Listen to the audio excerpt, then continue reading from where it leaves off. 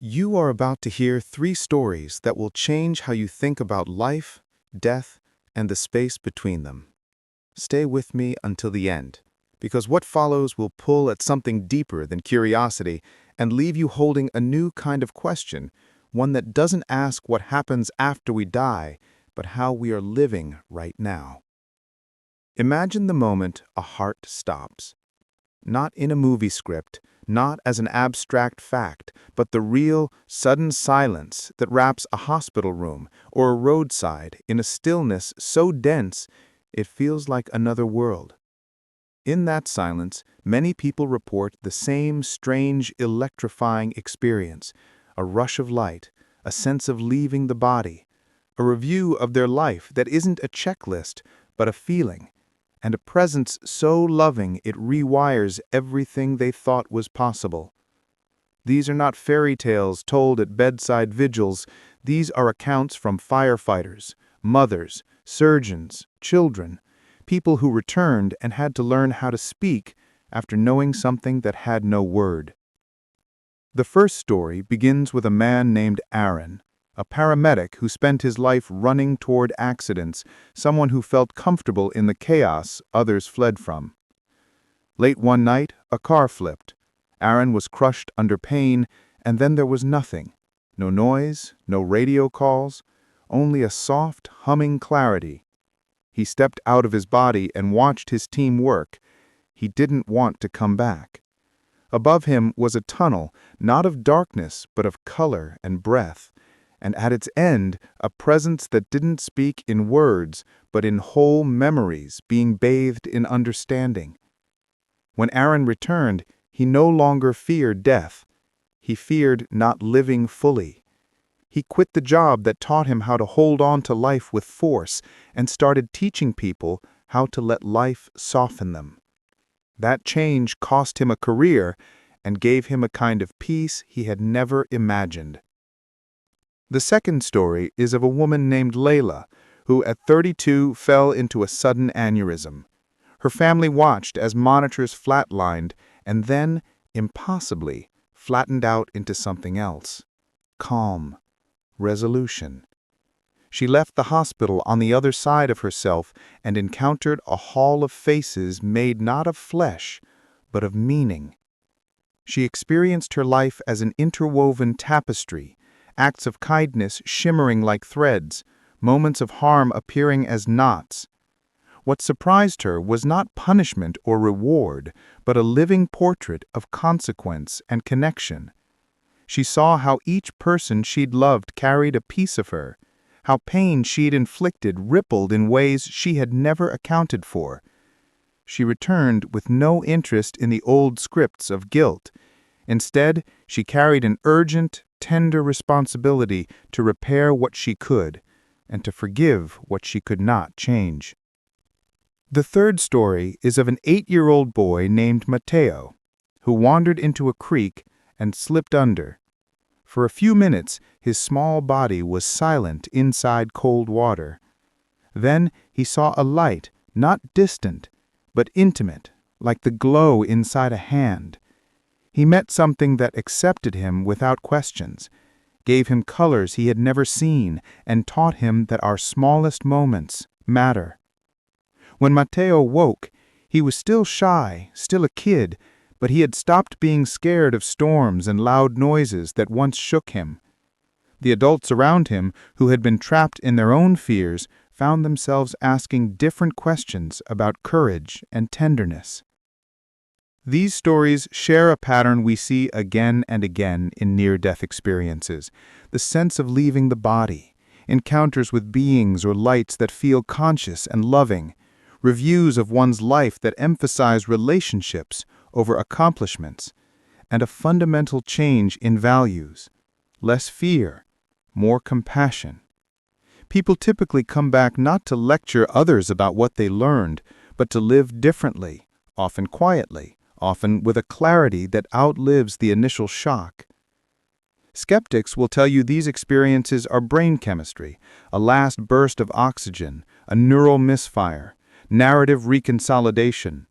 That explanation holds weight when you look at mechanisms. Yet there is an awkward honesty in how consistent the reports are across cultures, ages, and belief systems. In one account, a monk sees the same vivid tape of his life as a path of softening. In another, a non-believer experiences an intelligence that is neither doctrinal nor dogmatic, but deeply moral, in a way that cannot be easily reduced to hallucination. The question that lingers is not whether the brain plays a role, of course it does, but whether that role explains all the data, or simply accompanies a doorway into something else. If you have ever been near someone dying, if you have sat in a room waiting for a breath that won't come, you know how the air changes. People report scents with no source, roses in a hospice corridor, the smell of warm rain in a sick room. They report feelings in other people's hands that feel like memories being returned. These small, often dismissed details create a mosaic that suggests death is not an abrupt erasure, but a passage with its own textures. For the people who survive these moments, the passage rewrites their priorities. Careers that once defined them lose traction. Arguments that sustained their anxiety dissolve into clearer, quieter questions. Did I say what needed to be said? Did I hold up the mirror my neighbor needed? Did I love the people who were walking beside me? The life review feature of near-death experiences is not a courtroom. It is not the cosmic judgment with gavel and sentence. Instead, it is a compassionate mirror that shows the ripple of your choices. Many describe feeling everything they ever did reflected back as how it affected other people. The pining irony is that the things we defend as small or unimportant, the curt word, the ignored call, the unnoticed grief, appear enormous in that review. This is the uncomfortable gift. Your life is made up of tiny ripples that carry great weight. Beyond personal transformation, near-death experiences force us to reconsider the meaning of consciousness. If consciousness is more than a byproduct of brain activity, if it can in some way persist or reveal itself in these extreme moments, then our scientific models need to expand.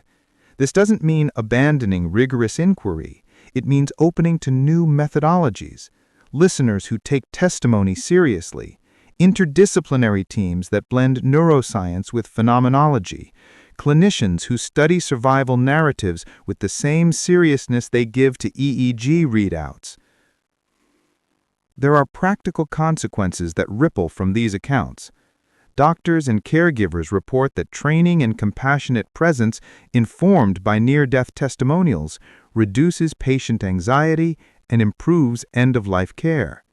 Families who hear a loved one describe a peaceful passage find grief eased, not erased, but softened by the sense that something kind awaited their person. Communities that incorporate these narratives into their rituals create spaces where fear is acknowledged but not allowed to dominate meaning-making. And yet, despite all of this, there remains a stubborn cultural resistance. Our institutions are built on finite timelines. Insurance policies, courts, and daily checklists do not easily accommodate mysterious possibilities. That resistance matters because it shapes how we talk to one another about death. The default is silence or avoidance. The alternative, which survivors teach us, is conversation. Honest, humble, and tender conversations that allow us to practice how we might die, while teaching us, paradoxically, how to live. If you're listening and something in you tightens at the thought of mortality, that tightening is useful information. It is not a condemnation. It is an invitation. The accounts we've just heard are invitations to reframe how we spend time, where we invest energy, and how we meet one another in suffering and joy. You don't need to believe every detail to be changed by the larger pattern. People returned from the edge carrying less fear and more love. The practical suggestion embedded in that pattern is simple. Say the things you would want said to you generously and before you need them to be said.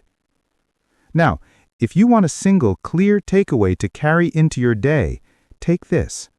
The most measurable effect of near-death experiences is rarely metaphysical proof. It is behavioral evidence.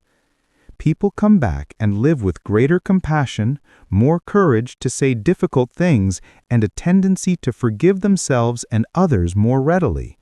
That shift is testable in relationships and communities. Watch how someone's priorities change after such an event, and you can map the effect without needing to resolve every ontological debate. Near-death accounts also challenge us morally. If the life review shows consequences not in a future courtroom, but in relational echoes, then ethics becomes less about abstract rules and more about the practice of presence. Ethics becomes a daily calibration,